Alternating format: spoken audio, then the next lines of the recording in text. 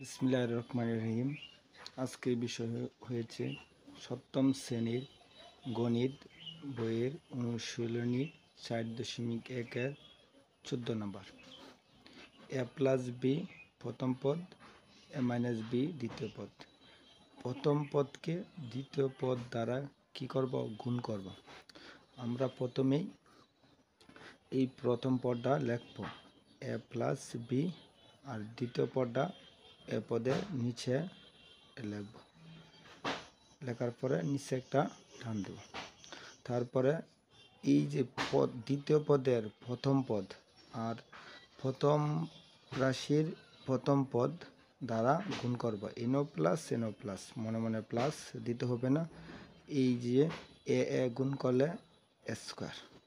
তারপর প্রথম রাশির দ্বিতীয় পদ কি আছে? Plus B. আর দ্বিতীয় রাশির প্রথম পদ কি আছে? এ। এই দ্বিতীয় রাশির প্রথম রাশির দ্বিতীয় পদ সাথে দ্বিতীয় রাশির প্রথম পদ এ কি করব? গুণ করব। এ গুণ করলে প্লাস এ বি। তারপর আমরা নিচে আসব, এক ঘর এখানে না লেখা এখান থেকে শুরু করব। এই যে এ মাইনাস বি দ্বারা এই যে প্লাস এ গুণ করব। এনো মাইনাস এনো প্লাস, প্লাসে মাইনাসে মাইনাস। এই বি জায়গা এর সাথে গুণ হলে এ বি।